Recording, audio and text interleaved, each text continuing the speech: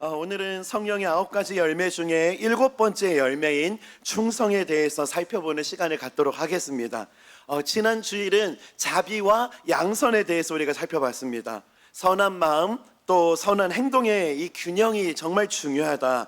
이 이야기를 나누면서 이 설교의 결론이 갈라디아서 6장 9절 말씀, 우리 이것을 기억해야 된다는 말씀을 드렸죠. 우리 갈라디아서 6장 9절 말씀, 우리 지난주 말씀을 좀 떠올려 보면서 우리 이 말씀 함께 읽어보겠습니다. 우리 함께 읽겠습니다. 시작.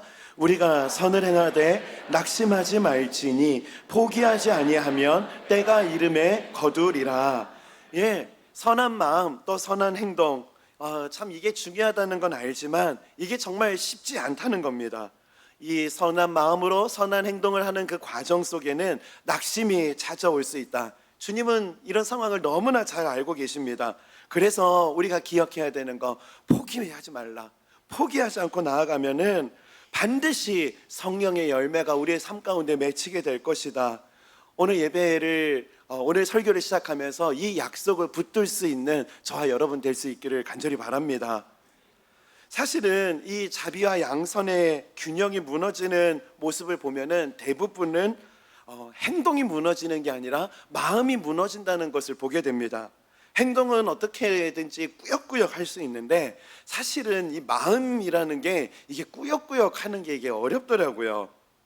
제가 요즘에 이런 생각을 하다가요, 최근에 이제 중고 서점에서 책을 한 권 또 사서 봤는데 그 책을 보면서도 또 이런 생각이 참 우리의 삶에 참 맞구나 하는 생각을 또 해보게 됐거든요.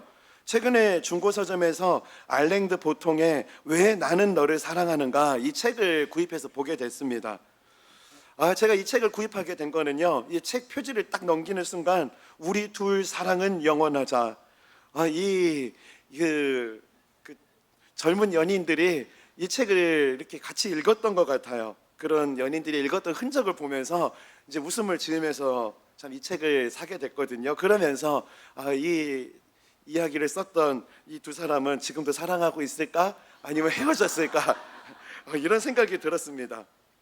그리고 또 이 책을 읽다 보니까 책 구석구석에 이 서로 이게 밑줄을 그으면서 읽은 이 흔적이 있고, 또 그 밑줄에 또 메모를 적는 그 이야기들을 보는데요, 이제 웃음이 나오더라고요. 참 이 풋풋한 사랑 너무 참 귀하다, 이런 생각을 해봤는데요. 참 이 책을 읽는 게 그래서 어렵지가 않았습니다. 이 두 연인이 밑줄 그은 내용 위주로 보니까 금세 읽게 되더라고요. 그리고 또 이 책에 이런 대목이 참 공감이 됐거든요. 이런 이야기입니다. 어쩌면 우리가 존재한다는 것을 보아주는 사람이 나타날 때까지 우리는 사실상 존재하지 않는다는 말이 맞는지도 모른다. 본질적으로 우리는 사랑을 받기 전에는 온전하게 살아있는 것이 아니다. 이 메모 옆에 맞다 뭐 이런 메모를 이제 기록하면서 서로 사랑하면서 우리 살아있는 걸 느낀다, 뭐 이런 이야기들이 참 이렇게 풋풋했습니다. 그리고 다른 대목에는 또 이런 이야기도 있습니다. 어떤 눈도 우리의 나를 완전히 담을 수는 없다. 우리 가운데 어느 부분은 절단당하기 마련이다. 이 뭘 말하는가? 사람이 사랑하는 사람을 바라보는 눈에도 한계가 있다는 겁니다. 아무리 사랑하는 사람이라 할지라도 그 존재를 우리의 눈은 온전히 다 담아낼 수 없다는 거예요. 이제 그러다 보니까 우리 둘 사랑은 영원하다, 정말 이 말을 지키는 게 이 두 사람 정말 쉽지 않았을 거다, 이런 생각이 들었습니다. 그리고 또 이 과정 속에 우리 둘 사랑 영원하다, 이걸 메모했을 때 그 마음은 이게 분명 진심이었을 거거든요. 그런데 정말 그 빛바랜 메모가 이제 되어서, 그리고 그게 이제 중고 서점 매대에 놓여 있다. 참 이게 저는 정말 많은 생각이 들더라고요. 그리고 이게 오늘을 살아가는 또 우리의 모습은 아닐까 하는 생각을 문득 해보았습니다. 지난주 제가 포기하지 말자, 좀 이런 성경 말씀을 가지고 말씀을 마무리했죠. 여러분, 포기하지 않는다는 것은 정신력의 문제도 아니고 의지력의 크기의 문제도 아닌 것입니다. 그래서 성경은요, 이 선한 마음과 선한 행동을 의미하는 자비와 양선 바로 뒤에 충성이라는 열매를 배치하고 있더라고요. 한번 말씀을 볼까요? 오직 성령의 열매는 사랑과 희락과 화평과 오래 참음과 자비와 양선과 그 다음에 충성과, 여기서 충성은 피스티스라는 단어인데요. 이 단어는 보통 우리 성경에서는 믿음이라는 말로 번역이 됩니다. 그리고 제가 이 성령의 열매라는 이 시리즈를 시작하면서 이 성령의 열매는 사실은 각각의 특징이 있지만 사실은 하나다, 이 말씀을 드렸잖아요. 그런데 이 관점을 가지고 이 말씀을 다시 보면은요, 이 자비와 양선을 위해서 그 앞에 오래 참음이 있다는 게 이렇게 해석이 되더라고요. 이 선을 행하고 자비를 베푸는 자리에 있을 때 반드시 참아야 되는 순간이 오는데, 그때 우리가 이 오래 참음이라는 열매를 끌었어야 되는 거라는 거. 그리고 이 자비와 양선이 흔들리지 않도록 이게 지속되려면은 충성이라는 은혜가 뒷받침돼야 된다는, 이렇게 성경이 해석이 되더라고요. 그런데 이 충성이라는 말을 이렇게 보다 보니까요, 이 충성이라는 말은요, 우리나라에서 이게 또 잘못된 오해를 불러일으키는 대표적인 단어 중에 하나라는 것을 알게 됐습니다. 이 충성이라고 하면은 이 오해해가지고 맹목적인 복종, 또 군대식 충성, 이런 것을 의미한다, 이렇게 생각하는 경향이 있는데요, 그렇지 않습니다. 이 원어의 피스티스라는 말은요, 이게 어떤 의미를 가지고 있는가, 사전적인 의미를 보면은 변함없이 한결같은 모습, 그리고 신실함, 이런 뜻을 가지고 있고요, 이 단어를 옛날 우리 성경에는 미쁘다 이렇게 번역을 했더라고요. 그러니까 이 피스티스, 충성이라는 말은 신실함, 변함없는 모습, 미쁜 모습, 이런 모습을 의미하는 단어라는 거예요. 그래서 오늘 성령의 열매, 이 충성의 의미를 오늘 좀 두 가지 측면으로 좀 깊이 좀 살펴보기 원하는데요, 이 성령의 열매, 충성의 첫 번째 의미는 사람 앞에서 신실한 태도를 의미합니다. 이 성령의 열매, 충성의 단어를 깊이 이렇게 보다 보니까요, 이 단어는 이렇게 해석되더라고요. 하나님 말씀에 설득당해 승복하는 태도, 이게 이 충성의 원어적인 의미더라고요. 왜 그런가 보니까 우리말로 이 충성이로 쓰여진 피스티스라는 단어의 뿌리가 페이도라는 단어를 쓰는데, 이 페이도라는 단어가 설득당하다, 승복하다, 이런 뜻을 가졌습니다. 그래서 이 충성이라는 말은 하나님 말씀 앞에 설득된 상태, 하나님 말씀 앞에 승복하고 있는 태도를 말하는 것입니다. 그런데 이 하나님 말씀에 설득된 상태는요, 반드시 대인관계에 영향을 미친다는 거예요. 이런 맥락에서 오늘 이 갈라디아서 말씀에 이 충성이 기록된다는 것을 제가 보게 됐습니다. 사도 바울이 충성의 열매를 맺으라고 갈라디아 교회에게 말할 수밖에 없었던 이유가 있더라고요. 겉으로는 하나님 말씀, 율법에 순종하는 것처럼 보였는데, 실상은 그들의 마음 안에 하나님 말씀에 온전히 승복된 상태로 순종을 했던 게 아니었기 때문에 그렇습니다. 이런 문제점을 갈라디아서 5장 7절에서 언급합니다. 너희가 다름질을 잘 하더니 누가 너희를 막아 진리를 순종하지 못하게 하더냐. 여기서 순종하다라는 이 원어가요, 조금 전 설명드렸던 페이도입니다. 하나님께 온전히 승복하다라는 뜻을 가지고 있는 거죠. 그러니까 겉으로는 율법을 잘 지키는 것처럼 보여지는데, 그런데 실상은 마음으로 하나님께 온전히 승복하고 있지 않은 상태라는 거죠. 그런데 이렇게 하나님 앞에서 승복되지 않은, 말씀에 온전히 승복되지 않은 텅 빈 순종은요, 반드시 대인관계의 문제로 연결된다는 게 오늘 맥락에서 나타납니다. 7절 말씀에서 하나님 앞에서의 이 텅 빈 순종의 문제 제기가 이루어지고요, 그리고 14절로 그런 말씀이 연결됩니다. 14절입니다. 온 율법은 내 이웃 사랑하기를 내 자신같이 하라 하신 한 말씀에서 이루어졌나니, 겉으로는 내 이웃을 사랑하라, 사랑하는 것처럼 보이고 순종하는 것처럼 보이지만 실상은 텅 빈 순종이었다는 거예요. 이런 텅 빈 순종의 결과가 어떻게 연결되는가? 15절입니다. 만일 서로 물고 먹으면 피차 멸망할까 조심하라. 서로 물어뜯는 관계로, 대인관계의 갈등으로 연결되더라는 거예요. 이런 갈라디아 교회, 겉으로는 순종이었으나 사실은 이 마음으로는 하나님께 승복하지 않았던 이런 모습들, 참 이 겉과 속이 달랐던 이 모습을 보면서 문득 이게 저에게는 하나님의 경고 사인으로 들렸습니다. 저도 그럴 때가 참 많거든요. 그러면서 우리말 사자성어 중에 표리부동이라는 이 사자성어가 불쑥 생각이 났거든요. 그래서 제가 인터넷에서 이 표리부동이라는 이 사자성어를 검색했는데, 이 표리부동이라는 단어 뜻을 설명하면서 오늘날의 예시 글이 참 제 마음을 씁쓸하게 했습니다. 이런 글이었습니다. 직장 동료나 상사 앞에서는 정말 좋은 아이디어다, 멋지다라고 추켜 세우고 뒤돌아선 별로인 걸 내가 억지로 칭찬해줬다며 상대방을 깎아내리는 모습. 이게 표리부동을 설명하면서 사용된 예의 글이었어요. 참 제가 이 글을 예시를 보면서 씁쓸했던 게요, 이게 그냥 세상 속의 회사에서의 일만이 아니기 때문에 그렇습니다.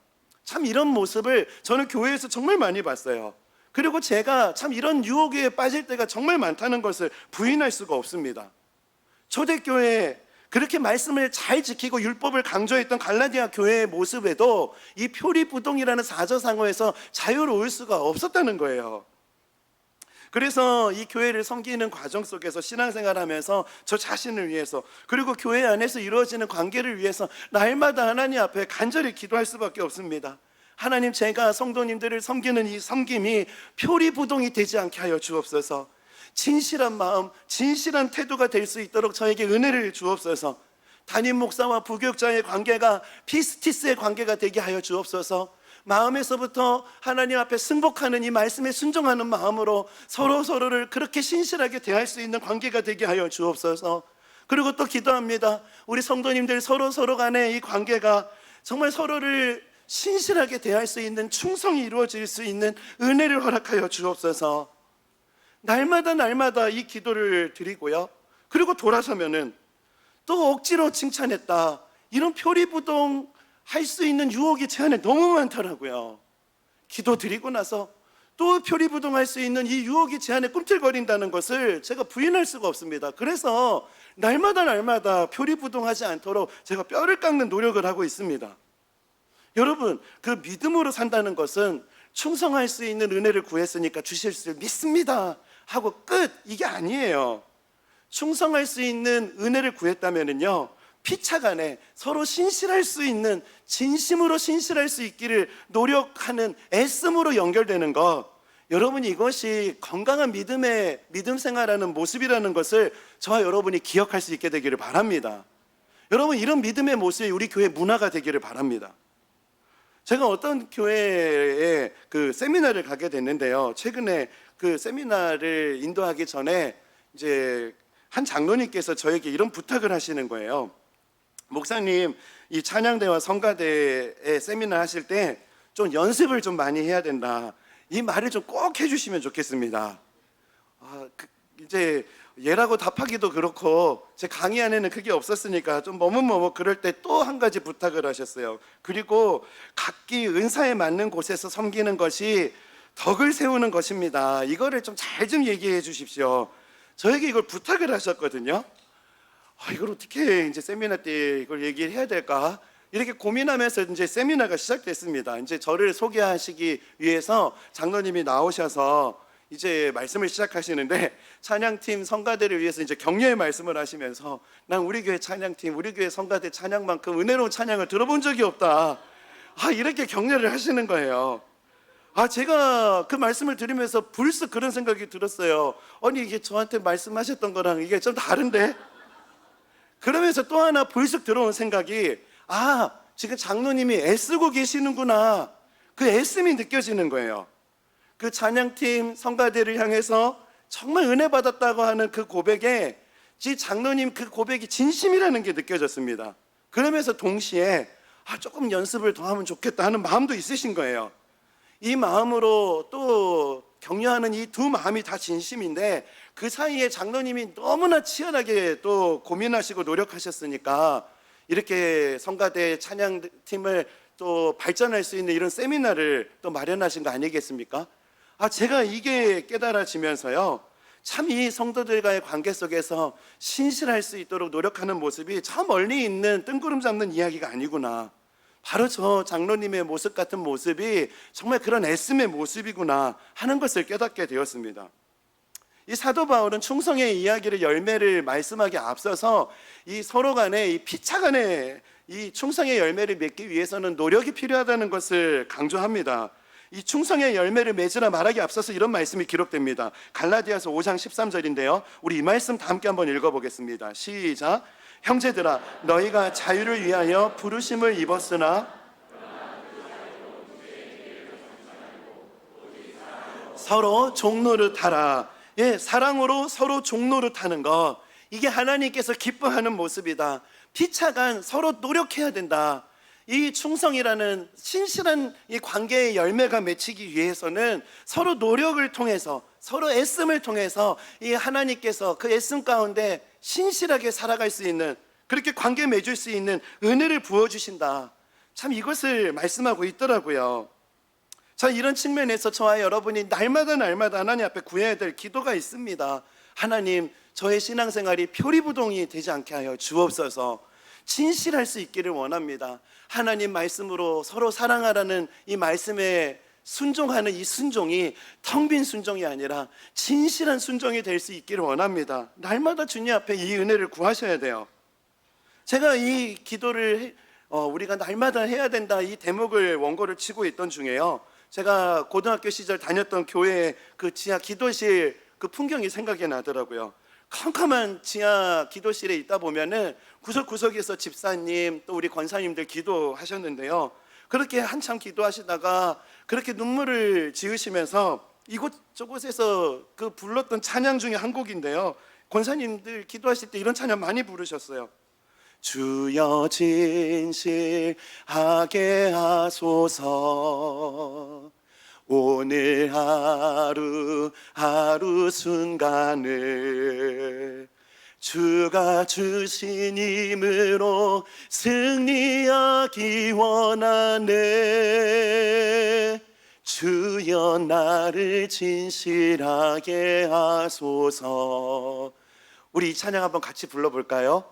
주여 진실하게 하소서, 오늘 하루 순간을 주가 주신 힘으로 승리하기 원하네. 주여 나를 진실하게 하소서. 오늘의 설교를 준비하다가 제가 깨닫게 된 게 있었어요. 우리 권사님들이 기도하셨던 그 기도 제목이 표리부동하지 않게 해달라고 기도하셨던 거구나, 이걸 깨닫게 됐습니다. 정말 하나님 앞에서 말씀에 순종하는 삶이 겉다르고 속다른 삶이 되지 않게 해달라고 주여 진실하게 하셔서 이 은혜를 날마다 구하셨던 거구나. 오늘 이 기도가 우리의 삶에서 복구되는 역사가 있기를 바랍니다. 이 이야기를 오해해가지고요, 그래 겉과 속이 다르지 말라 그랬지, 나 언제 완전히 짜증나는 이거 너 더 이상 못 참겠다, 감정 그대로 쏟아놓겠다, 이런 식으로 엉뚱하게 적용하시면 안 됩니다.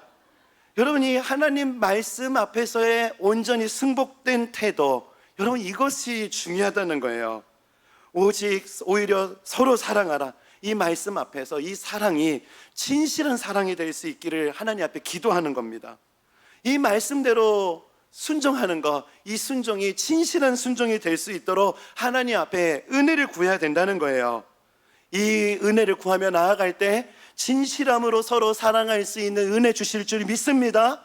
진실함으로 서로 사랑할 때 우리 안에 있는 관계 속에서 충성의 열매가 아름답게 맺히는 역사가 나타나게 될 줄 믿습니다. 또 우리가 두 번째 기억해야 될 것이 있습니다. 하나님 앞에서 온전히 승복하는 태도, 이게 충성의 의미입니다. 앞서 우리가 충성은 하나님 말씀 앞에 설득당해 승복된 태도라는 설명을 드렸습니다. 그런데 이 태도는 대인관계에 반드시 영향이 나타난다, 이 이야기를 다뤘다면요, 지금은 이 근원적인 뜻을 좀 살펴봤으면 좋겠어요. 하나님의 생각과 뜻에 설득당한 상태, 참 이게 승복의 의미라는 거죠. 그렇다면은 우리가 하나님께 승복당했다, 승복한 태도를 갖는다, 여러분 이게 뭘 말하는 걸까요? 내 생각, 내 판단, 내가 옳다고 믿는 것보다 하나님 말씀을 더 신뢰하는 것, 여러분 이게 승복입니다. 현실이 아무리 두렵고 망박해도 현실에 대한 내 판단과 내 분석보다 하나님이 어떤 분이신가를 붙드는 것, 여러분 이것이 성령의 열매인 충성의 모습인 것이에요. 제가 이 말씀을 묵상하던 중에요, 이 다윗과 골리앗의 이 전투 이야기가 생각이 나더라고요. 이 흥미롭게도 성경은요, 골리앗을 보고 수많은 이스라엘 백성들이 어떤 분석을 했고 어떤 생각을 했는지를 아주 자세히 기록하고 있습니다. 사무엘상 17장 4절에서 7절입니다. 블레셋 사람들의 진영에서 싸움을 도두는 자가 왔는데 그의 이름은 골리앗이요 가드 사람이라. 그의 키는 6규빗 한 뼘이요. 참 구체적이죠. 그리고 머리에는 노투구를 썼고 몸에는 비늘 갑옷을 입었으니 그 갑옷의 무게가 놋 5,000세겔이며 그 다리에는 놋 각반을 쳤고 어깨 사이에는 놋 단창을 메었으니 그 창자루는 배틀채 같고 창날은 철 600세겔이며. 이거 너무 구체적이잖아요. 방패든 자가 앞서 행하더라. 너무나 구체적입니다. 이거 대충 보면은 이런 이야기를 기록할 수가 없어요. 이게 뭘 보여주는가? 당시 이스라엘 백성들이 골리앗을 보면서 그 골리앗을 얼마나 자세히 분석했는지를 보여주는 거죠. 그런데 사실은 이런 모습이 우리의 삶에도 참 이런 분석이 우리 가운데 있다는 것을 부인할 수가 없습니다. 우리도 우리 현실의 골리앗 앞에서 얼마나 그 골리앗을 자세히 들여다보고 분석하고 또 그것들을 구체적으로 살펴봅니까? 그 날마다 뉴스로 쏟아지는 분석들을 보면은 집값이 이렇게 될 것이다, 집값이 앞으로 저렇게 될 것이다, 주식은 이렇게 될 것이다, 주식은 내일은 저렇게 될 것이다. 이 현실에 대한 분석이요, 이 끊이지가 않습니다. 이 분석을 참고하는 것 세상을 살아갈 때 필요한 것이기도 해요. 그런데 그게 지나치는 게 문제가 된다는 거죠. 이 현실에 대한 이 세밀한 분석이 지나치다 보면 그 결과가, 그 열매가 이 선하지 않다는 게 문제입니다. 이 골리앗을 그렇게 세밀하게 분석한 열매가 어떻게 되죠? 11절입니다. 사울과 온 이스라엘이 블레셋 사람의 이 말을 듣고 놀라 크게 두려워하니라. 분석의 결과가 두려움이라는 거예요. 반면에 똑같이 하나님을 믿었던 다윗은 유일하게 다르게 반응하더라고요. 똑같이 골리앗을 마주하고 있는데 다윗에게는 골리앗 분석 없습니다. 이 다윗이 골리앗 앞에서 어떻게 반응하는가 보면은 다윗의 시선이 어디에 머물러 있는지가 보이거든요. 45절입니다. 다윗이 블레셋 사람에게 이르되 너는 칼과 창과 단창으로 내게 나아오거니와. 분석이 없어요. 그러면서 이렇게 말합니다. 나는 만군의 여호와의 이름 곧 내가 모욕하는 이스라엘 군대의 하나님의 이름으로 내게 나아가노라. 다윗의 시선이 지금 하나님께 고정되어 있잖아요. 그리고 이어서 47절도 보면은 다윗의 시선은 골리앗이 아니라 하나님께 고정되어 있습니다. 47절 우리 다 함께 읽겠습니다. 시작. 또 여호와의 구원하심이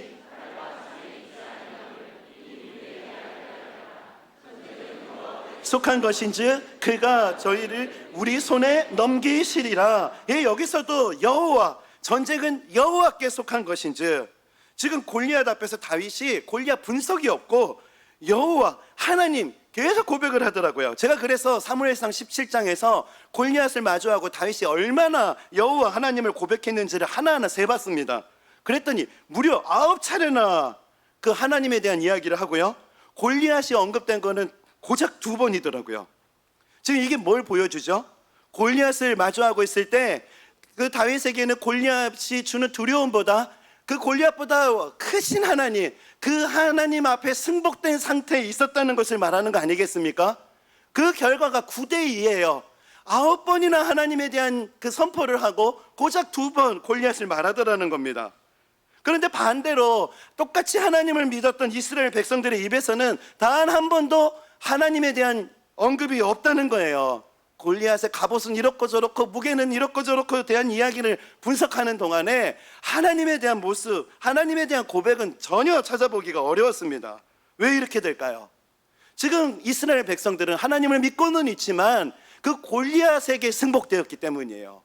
하나님 믿는다고 다 하나님께 승복되는 게 아니더라고요. 오늘 이런 차원에서 여러분 점수를 한번 매겨봅시다. 여러분, 다윗은 현실의 골리앗이라는 문제 앞에서 9대2 스코어였어요. 여러분은 몇 점이세요? 혹시 실제 삶 속에서 골리앗에 대한 분석이 너무 지나치다 싶을 정도로 많은 거 아니십니까? 그 결과가 선한 열매가 아니라 두려움과 절망으로 된다는 것을 오늘 이스라엘 백성들의 모습을 통해서 우리가 교훈을 얻고 정말 이런 생각을 깊이 빠져가지 않도록 우리가 영적인 민감성을 회복할 수 있는 은혜가 있기를 바랍니다. 현실의 문제를 분석하고 계산하는 거 여러분 필요해요. 그런데 그게 길어질 때 여러분 꼭 기억해야 될 말씀이 있어요. 무슨 말씀인가? 이사야서 55장 말씀입니다. 이는 내 생각이 너희의 생각과 다르며 내 길은 너희의 길과 다름이니라. 여호와의 말씀이니라. 이는 하늘이 땅보다 높음 같이 내 길은 너희의 길보다 높으며 내 생각은 너희의 생각보다 높음이니라. 하나님 무엇을 말씀하시는가요? 하나님의 생각과 하나님 말씀 앞에 승복하라는 거예요. 현실의 분석이 길어질수록 내 생각을 멈추고 위대하신 하나님의 생각과 말씀 앞에 승복 훈련을 하는 것, 여러분 이것이 신앙생활이라는 것입니다. 오늘 예배하는 저와 여러분이요, 정말 이 하나님의 높으신 생각, 하나님의 높으신 지혜 앞에 승복할 수 있는 다윗과 같은 믿음의 사람 되기를 간절히 소원합니다. 저는 이 말씀을 묵상하던 중에요, 며칠 전에 우리 청년부 실현회 강사로 오신 김명선 찬양사역자의 찬양이 생각이 많이 났습니다. 이 김명선 찬양사역자는요, 그 대학 시절에 저랑 같이 훈련받았던 친구입니다. 이 친구가 어느 날 작곡하고 또 작사했던 찬양이 한국교회 곳곳에서 막 불려지는데요, 시선, 내 삶은 주의 것, 막 이런 찬양이 막 불려지는데 저도 이 찬양 따라 부르면서 얼마나 은혜 많이 받았는지 몰라요. 그런데 이 김명선 찬양 사역자의 삶이 어떠한 삶이었는지를 알게 되면은 이 찬양의 고백들이 정말 말도 안 되는 고백이다, 그렇게 고백하실지도 모릅니다. 이분이 찬양 사역자로 전국적으로 이제 유명해질 즈음에요, 이분이 갑자기 남편이 췌장암을 진단을 받게 되고요, 그리고 또 갑작스럽게 사랑하는 남편을 하나님 품으로 떠나 보내야 됐거든요. 어린 꼬맹이 아기들을 키우는 상황에서 너무나 얼마나 힘들고 슬플까. 참 그 친구를 위로하기 위해서 그 장례식장을 찾았는데 그 장례식장에서 드렸던 예배를 저는 평생 잊을 수 없을 것 같습니다. 그 장례식장을 찾아갔을 때 그 장례식장에 모인 사람들이 그 김명선 찬양 사역자가 지은 이 찬양을 막 고백했어요. 주님 내 길을 잘 아시고 내 걸음 아시네. 어둠에서 빛을 내시는 그분을 믿네. 무엇으로 주를 섬길지 어디로 가야 할지 헤매이는 나를 아시고 길을 여시네. 사랑하는 남편을 하나님 품으로 떠나보내고 어린 꼬맹이들을 키워야 되는 상황에 막막한 가운데 있을 때 정말 어찌 보면 슬픔의 그림자가 너무나 짙게 드리워졌던 그 순간에 그 자리에 있는 자들과 모든 사람들이 이 찬양을 이렇게 고백했어요. 내 삶은 주의 것, 내 삶은 주의 것, 온전한 신뢰를 주께 드리네. 여러분 이게 뭘 말하는 거죠? 그 슬픔 가운데 있는 상황이지만 지금 위대하신 하나님의 그 은혜 앞에 승복된 상태에 있다는 거 아니겠습니까? 이 하나님의 위대하심 앞에 승복되어 있을 때 이런 고백을 하더라고요. 그리고 보이지 않아도 믿음으로 걷겠다고, 주의 영광 바라보며 주님만 따르겠다고. 여러분 너무나 슬프고 절망스러운 자리였을 때 어떻게 이런 고백이 가능할 수 있었을까? 하나님께 승복되었기 때문에 그래요. 여러분 인간적인 생각으로는 너무나 큰 슬픔, 막막한 현실을 앞두고 있는 상황인데요, 그런 상황에서 참 이 꼬맹이들의 그 한 엄마가 그 상황에서 이런 고백을 했다는 게 우리에게 뭘 보여주는 거죠? 여러분 현실의 골리앗을 묵상한다고 거기서 능력이 나오지 않는다는 거예요. 현실의 골리앗이 너무나 커서 두렵고 현실의 슬픔이 너무나 커서 힘드시다면은 여러분 그때가 바로 하나님이 어떤 분이신지를 고백해야 된다는 거, 여러분 그걸 기억하시기 바랍니다. 우리가 하나님의 하나님 되심을 고백하기 시작할 때 하나님의 위대하심 앞에 승복하며 그분의 주권을 인정하고 신뢰할 때 어려움 중에도 당당하게 골리앗 앞에 나아갈 수 있는 그 능력과 힘이 이 고백 속에 부어진다는 것을 기억하시기 바랍니다. 어려움 중에 이런 고백으로 주님 앞에 나아가는 다윗과 같은 저와 여러분 되시기를 주님의 이름으로 축복합니다. 오늘 우리는 이제 말씀을 정리하겠습니다. 오늘 우리는 충성의 두 가지 의미를 살펴봤습니다. 간단하게 말하면은 사람 앞에서의 승복과 하나님 앞에서의 승복입니다. 사실은 제가 설교자로 이 자리에 서 있지만 정직하게 저는 이 두 가지 면에서 자주 넘어집니다. 겉과 속이 다를 때가 정말 많고 골리앗을 분석하느라고 하나님을 잊어버릴 때도 정말 많습니다. 그런데 그럴 때마다 저를 붙들어 주시고 일으켜 세운 말씀이 있어요. 오늘 우리가 읽었던 말씀인데요, 디모데후서 2장 13절입니다. 우리 이 말씀 다 함께 한번 읽어보겠습니다. 시작. 우리는 미쁨이 없을지라도 주는 항상 미쁘시니 자기를 부인하실 수 없으시리라. 우리는 미쁨이 없을지라도 그런 하나님의 자녀들을 향해 하나님은 항상 미쁘시다는 거예요. 항상 신실하시다는 겁니다. 여기서 미쁘시다가 피스티스의 형용사형이에요. 하나님, 저는 너무나 연약해서 넘어집니다. 포기할 수밖에 없습니다. 그렇게 고백하는 자들을 하나님 그대로 내버려 두시지 않는다는 거예요. 그런 자들을 향해서 신실하심의 은혜가 그들을 붙잡아 주신다는 거죠. 저는 이 은혜가 우리 교회 가운데 함께하고 있음을 믿습니다. 지금도 교회 구석구석에 성령께서 부어주시는 이 신실하심의 역사가 정말 곳곳에 펼쳐가고 있다는 것을 보고 있습니다. 그리고 성경에서 말씀하신 이 충성의 모습으로 정말 눈물로 교회를 섬기시는 분들이 교회 구석구석에 계시거든요. 저는 그분들을 생각할 때마다 생각나는 말씀이 있습니다. 충성된 사자는 그를 보낸 이에게 마치 추수하는 날에 얼음 냉수 같아서 능히 그 주인의 마음을 시원하게 하느니라. 교회는 그냥 세워지는 거 아닙니다. 누군가 충성했기 때문에, 누군가 눈물의 기도를 심었기 때문에 교회는 그 눈물의 기도와 그 충성으로 세워지는 것입니다. 저는 이 설교를 준비하면서 그분들 많이 생각이 났어요. 그 얼굴들이 많이 떠오르더라고요. 저는 분립개척 당시에 교회가 이렇게 갑자기 커질 줄 몰랐습니다. 매주 100명 이상씩 성도님들이 막 등록을 하시는 상황이다 보니까 너무나 이런 상황에서 어떻게 해야 되는지 막막했어요. 그런데 그때 같이 오셨던 개척 멤버분들이 저에게 그런 말씀을 하시는 거예요. 목사님, 저희는 신방하지 않아도 되니까 새로 오신 분들을 먼저 만나주세요. 이렇게 고백하신 분들 중에 지금 교회가 5년 차가 되었는데 새 가족들을 신방하다 보니까 아직까지 만나지 못한 분들이 계십니다. 그런데 제가 감사한 거, 이러한 묵묵한 충성됨으로 스스로 뒤로 밀려나신 이 섬김으로 인해서 교회에 하나님의 이 신실하심의 역사가 일어나고 있다는 거예요. 여러분, 교회라는 단어만 들어도 감정 컨트롤이 안 되셨던 성도님들이 우리 교회에 오셔서 회복되고 계십니다. 그분들이 교회라는 단어를 들었을 때 교회를 위해서 눈물로 기도하는 모습으로 변화되고 계세요.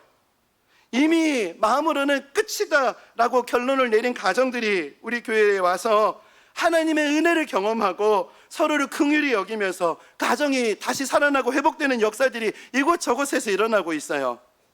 제가 이런 고백들을 들을 때마다 깨닫게 되는 게 있습니다. 신실하신 하나님의 역사가 충성되이 하나님의 은혜를 향해 나아가는 자들을 통로 삼아 교회 구석구석으로 흘러가고 있다는 것을 깨닫게 되는 것이죠. 저는 이 신실하심의 역사가 정말 충성되이 섬기는 한 분 한 분을 통해서 흘러가고 있다. 이 충성된 사자로서 살아가시는 한 분 한 분에게 이런 은혜의 깨달음이 있게 되시기를 바랍니다. 제가 최근에 정말 힘든 상황 가운데 계시는 한 성도님을 신방하게 됐는데, 이제 그 성도님과 신방을 하던 중에 이 주책이죠. 신방을 하는 제가 그 앞에서 눈물을 흘리면서 제가 받은 하나님의 은혜를 나누는 일이 있었습니다. 그 예전에 우리 성도님들은 들었던 이야기일 텐데요, 제가 예전에 개척교회를 섬겼던 당시의 일입니다. 한 권사님께서 자꾸 성가대 얘기가 오늘 많이 나오네요. 그 성가대에 음이 떨어지고 눈치 없이 행동하는 청년 하나가 있는데, 그 청년 거기 자꾸 서면 은혜가 안 되니까 자꾸 이제 저에게 자르라고 좀 그렇게 부탁을 했어요. 그때 이제 권사님께는 권사님 조금만 기다려 주세요. 그걸 통해서 저 청년이 성장할 겁니다. 저 그렇게 말씀을 드리고 부탁을 드렸는데요. 근데 이게 청년은 청년대로 성장하지 않고 권사님은 권사님대로 청년 때문에 너무나 힘들어하는 상황입니다. 그래서 이제 청년에게 갔죠. 청년에게 물어봤죠. 왜 교회를 다니세요? 교회 다니면서 뭐가 가장 좋으세요? 근데 이 청년이 이게 완전 초신자니까 노래하는 게 너무 좋다는 거예요. 성가대가 너무 좋다는 거예요. 그 이야기를 듣고요, 여기까지입니다 이렇게 말하려고 갔다가 그 이야기를 꾹 삼키고 앞으로 잘해봅시다, 힘내세요, 이제 그렇게 하고 돌아왔어요. 그런데 이제 권사님께서 왜 아직도 안 자르냐고. 그래서 권사님, 이 청년이요 노래하러 교회 온대요. 이 청년 성가대 못하게 하면은 너 교회 다니지 말라 이 말 아니겠냐고. 이제 권사님이 믿음의 선배시기도 하고 믿음이 좋으시니까 참 이런 믿음이 연약한 이 청년을 조금만 품고 기다려달라고. 이제 그렇게 몇 차례 이런 일이 있었는데, 그러던 어느 날입니다. 아무도 없는 사무실에 이 권사님이 이제 들어오셔가지고 왜 이렇게 내 말을 무시하냐고 흥분하셔서 제 뺨을 올려치셨거든요. 그리고 권사님이 그대로 이제 교회를 뛰쳐나가셨어요. 그 당시에 저는 뺨 맞는 것도 정말 억울했는데 더 힘든 게 뭐냐, 이 권사님이 너무 미운 거예요. 그리고 이 권사님께 이 분한 마음을 억누르는 게 너무너무 힘들었습니다. 이 분한 마음을 억누르는 이 과정이 너무너무 힘들었는데요. 그런데 이제 그날 또 하나님께서 저에게 한 말씀을 주셨는데, 그 말씀이 뭐냐, 말씀 앞에 승복을 말씀하시는 거예요. 이사야 53장 5절입니다. 그가 찔림은 우리의 허물 때문이요 그가 상함은 우리의 죄악 때문이라. 그가 징계를 받음으로 우리는 평화를 누리고 그가 채찍에 맞음으로 우리는 나음을 받았도다. 뺨 맞아서 많이 아프고 억울하지? 그리고 그 다음에 이야기가, 이 일을 통해서 그 권사님과 그 청년이 나음을 받게 될 거야. 예전에 설교할 때는 제가 여기까지 이야기를 나눴거든요. 그 다음에 이제 제가 오늘 좀 오픈하려고 하는 이야기는요, 이 제 개인적인 체험이기 때문에 그동안 설교 시간에 이 언급을 하는 게 너무나 조심스러워서 제가 오픈을 하지 못했습니다. 혹시 제 다음에 나오는 이야기를 들으면서 야, 이런 체험을 해야 믿음이 좋은 거구나, 그렇게 오해하지 마시기 바랍니다. 그리고 또 어디 가가지고 이제 목사님도 막 꿈꾸시니까 나도 이제 꿈 얘기하고 환상 본 얘기 해야지, 이런 일이 없기를 바랍니다. 여러분 그래 주실 수 있으시나요? 약속하셨습니다. 그러면 믿고 이제 제가 이후의 간증을 좀 이어가겠습니다. 사실은 내가 맞았는데 맞는 것 때문에 그 사람들이 나음을 받게 될 것이라는 이 말씀이 승복이 안 됐어요. 너무너무 힘들더라고요. 그래서 이게 참 설교 시간에 참 민망한 얘기이긴 하지만 하나님 앞에 막 따졌어요. 하나님은 사랑이시라고 하면서 왜 나만 맞아야 되냐고, 내가 예수님이냐고. 이렇게 힘든 순종은 예수님이나 할 수 있는 거지, 지금 나 전도사밖에 안 됐는데 이런 걸 하라는 게 너무한 거 아니시냐고. 난 못하겠다고. 아니면은 이 순종을 하게 하실 거면은 모세처럼 그 하나님 뒷모습이라도 보여주시던가. 그런 은혜는 주시지도 않으면서 왜 나만 순종해야 되죠? 그러면서 하나님 앞에 얼마나 대들었는지 몰라요. 그렇게 대들고 그렇게 억울함을 눈물로 기도하고 그러다가 기도하다가 잠에 들었는데요, 그 기도하다가 잠깐 잠든 그 꿈속에서 제가 예수님을 만났습니다. 꿈속에서 이렇게 기도하다가 엎드려져 있는데 발자국 소리가 나서 꿈이에요. 눈을 떴는데 제 눈앞에 예수님 발이 있는 거예요. 모세는 하나님 뒷모습을 보고 살았다면 저는 예수님 발 보고 여기까지 왔습니다. 예수님 발을 봤는데, 예수님을 만났는데 그게 발가락이었거든요. 이게 저 은혜가 희한하게 흘러가는데요, 근데 그날 그 발가락을 보고 제가 엄청 울었어요. 하나님 정말 힘들었고 너무 분하고 용서가 안 되고 용납이 안 되고 승복이 안 된다고 참 그러고 있는데, 그 예수님의 발을 보는데 예수님의 못 박히신 발, 예수님께서 정말 험하게 다니셨던 그 발의 모습을 보면서 예수님께서 저를 향해서 얼마나 하나님 말씀 앞에 승복하셨는지, 그 승복의 결과가 십자가의 사랑이었다는 거, 그 십자가의 사랑 때문에 제가 나음을 입게 되었다는 것을 깨닫게 됐어요. 그날 하나님 앞에서 정말 잘못했다고, 하늘 저를 참아주시기 위해서 십자가를 지시기까지 예수님은 또 얼마나 힘든 과정을 보내셨냐고 하면서 주님 앞에 눈물로 기도를 드렸던 순간이 참 많이 생각이 났습니다. 그리고 그 주간 수요 예배 찬양 인도 전에요, 저 예수님을 꿈에서 만났습니다, 예수님을 봤습니다, 그러고 예수님 발가락을 보고 왔는데요, 그러면서 사실 오늘 제가 찬양 인도하기에 참 힘든 마음이었는데 예수님 발가락 보고 제가 오늘 이 자리에 설 수 있게 됐습니다. 오늘 우리 모두가 그 예수님의 은혜를 경험하면 좋겠습니다. 그렇게 눈물로 찬양으로 예배드렸던 순간이 참 많이 생각이 났습니다. 제가 며칠 전에 한 성도님과 신방하는 순간에 그 성도님에게 힘을 내시라고 그 마음을 담아서 이 이야기를 처음으로 성도님을 만나서 이런 이야기를 나누게 된 거예요.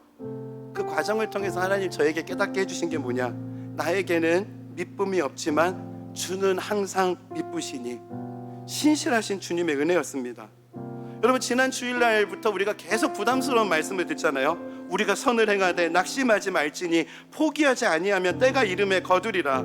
승복하는 거 안 되고 포기하고 싶을 때가 많거든요. 여러분, 포기하지 않는 것은 정신력의 크기가 아닙니다. 의지력의 총량이 아니에요. 우리가 포기하지 않을 수 있는 이유는 하나님의 신실하심 때문이에요. 낙심하고 있는 자들, 포기하지 않기 위해서 은혜를 구하는 자들에게 신실하신 하나님의 놀라운 사랑이 부어지고 있다는 겁니다. 오늘 이 시간이 나에게 부어주시는 이 하나님의 신실하심을 발견하는 예배가 되기를 간절히 소원합니다. 포기하고 싶으신 분들이 계시다면 여러분, 포기하지 마세요. 주님의 신실하심을 구하시기 바랍니다. 주님의 신실하심을 구할 때 그 신실하심을 통해서 포기하지 않을 수 있는 그 주님의 붙드심의 역사가 여러분의 삶 속에 나타날 줄 믿습니다. 오늘 이 주님의 신실하심의 은혜를 함께 구했으면 좋겠는데요, 그 장례식장에서 불렀던 찬양, 주님 내 길을 잘 아시고 내 걸음 아시네, 내 삶은 주의 것, 내 삶은 주의 것. 승복이 잘 안 되지만 하나님 승복할 수 있는 은혜를 허락하여 주옵소서. 충성하는 삶을 살아갈 수 있도록 은혜를 부어 주옵소서. 이 간절한 마음을 담아서 우리 이 찬양을 주님께 함께 고백하며 나아가겠습니다. 우리 말씀 생각하면서 함께 고백합시다. 주님 내 길을 잘 아시고, 주님 내 길을 잘 아시고 내 걸음 아시네, 어둠에서 빛을 내시는 그분을 믿네. 무엇으로 주를 섬기지 어디로 가야 할지 헤매이는 나를 아시고 길을 여시네. 내 삶은 주의 것, 내 삶은 주의 것, 온전한 신뢰를 주께 드리네. 보이지 않아도 믿음으로 걷네. 주 영광 바라보며 주만. 저만 함께 고백합시다. 주님 내 길을 잘 아시고, 주님 내 길을 잘 아시고 내 걸음 아시네. 어둠에서 빛을 내시는 주님, 그분을 믿네. 무엇으로 주를 섬길지 어디로 가야 할지 헤매이는 나를 아시고 길을 여시네. 이 충성의 은혜를 구합시다. 내 삶은 주의 것, 내 삶은 주의 것, 내 삶은 주의 것, 온전한 신뢰를 주께 드리네.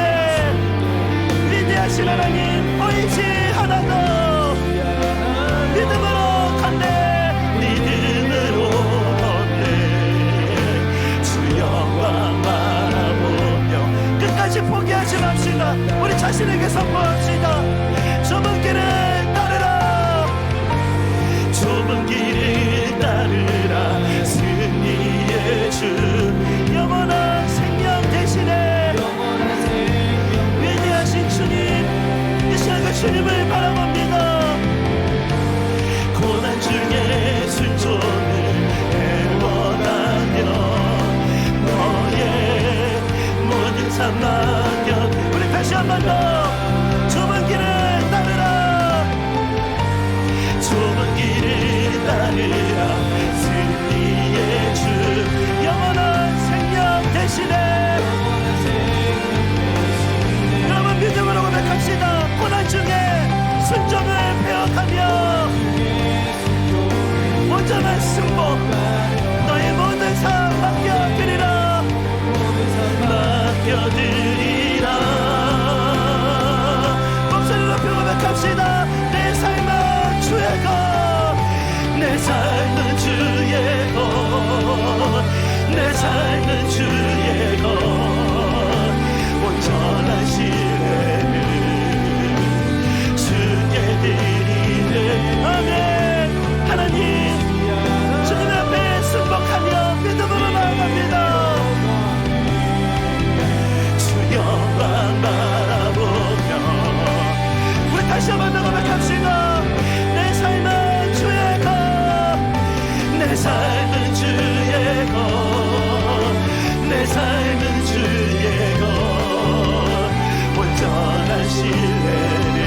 주께 드리네. 보이지 않아도 믿음으로 걷네. 주 영광 바라보며. 그래서 다음에 일어나서 고백합시다. 성령이 계시네. 성령이 계시네. 할렐루야 함께 하시네. 아멘. 좁은 길을 걸으며 밤낮 기뻐하는 것. 온전한 신뢰를 주님 앞에 올려드리며 고백합시다. 성령이 계시네. 성령이 계시네. 아멘. 믿습니다. 주님 하시네. 좁은 길을 걸으며 밤낮 기뻐하는 것. 주의 영이 함께하리라. 여러분, 말씀대로 살아가는 과정 속에서 낙심이 찾아오는 거 우리 주님이 너무나 잘 아세요. 그런 낙심된 마음을 잘 아시고 신실하신 하나님, 이 충성의 은혜를 우리에게 약속하고 계십니다. 신실함으로 너의 삶을 붙들어 줄게. 신실한 사람으로 너의 삶을 이끌어 줄게. 하나님 아버지, 더 이상 골리앗을 묵상하는 것이 아니라 신실하신 하나님을 바라볼 수 있는 영안을 열어 주옵소서. 더 이상 골리앗의 그 영향력에 압도되어 살아가는 것이 아니라 위대하신 하나님 앞에 압도되어 살아가는 인생이 되게 하여 주옵소서. 오늘 말씀 기억하면서 우리 각자에게 주신 기도 제목 가지고 기도합시다. 하나님 아버지, 은혜를 구하며 나아갑니다. 아버지 하나님, 선을 행하며 낙심하지 말지니 포기하지 않냐면 때가 이름을 거두리라. 아버지 믿습니다. 아버지 믿습니다.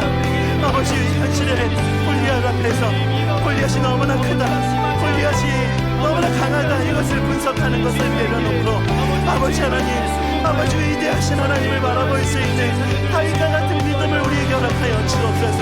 신실하신 하나님의 역사, 말씀에 승복하고 순종하기 힘들 때 십자가에 승복하셨던 예수 그리스도의 은혜를 깨닫게 하신 주님, 오늘 이 시간 우리는 믿지 않지만 하나님은 믿으십니다.